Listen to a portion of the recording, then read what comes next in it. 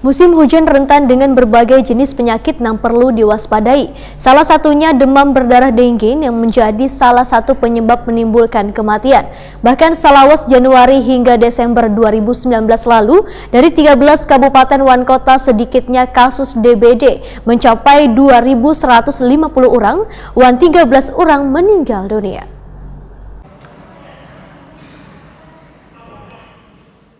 Musim hujan rentan dengan berbagai jenis penyakit yang perlu diwaspadai. Salah satunya demam berdarah dengue atau demam berdarah yang menjadi salah satu penyebab menimbulkan kematian. Bahkan Salawas Januari hingga Desember 2019 lalu, dari 13 kabupaten wan kota sedikitnya kasus DBD mencapai 2.150 orang, wan 13 orang meninggal dunia. Sehingga penyakit demam berdarah dengue Salawas tahun 2019 benar-benar menjadi teror bagi warga Kalimantan Selatan. Terlebih wayah musim hujan tiba, ditambah dengan lingkungan nang kada barasih membuat wabah ini semakin menjadi. Demikian dipedahakan Kepala Dinas Kesehatan Provinsi Kalimantan Selatan Muhammad Muslim, Wahetakoni Prima TV, Selasa 7 Januari 2020.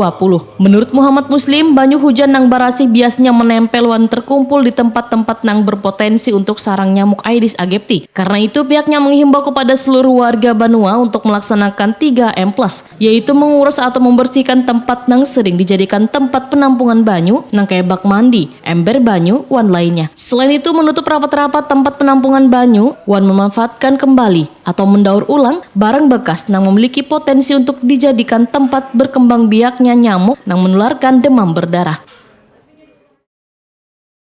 Antisipasi salah satunya demam berdarah. Ya. Demam berdarah terkait dengan curah hujan seperti ini. Mengapa itu? Karena bagaimanapun air hujan itu biasanya air turun agak jernih, kemudian bisa menempel di berbagai tempat-tempat yang berpotensi menjadi perindukan nyamuk Aedes aegypti itu. Karena itu kita himbau baik kepada masyarakat maupun petugas kesehatan untuk melaksanakan 3M+ itu. Ya. Kalau data Oktober sampai Desember ya, itu memang yang agak tinggi itu di Hulu Sungai Selatan. Itu data dari Oktober, November, Desember. Nah, untuk Januari ini masih kita konfirmasi.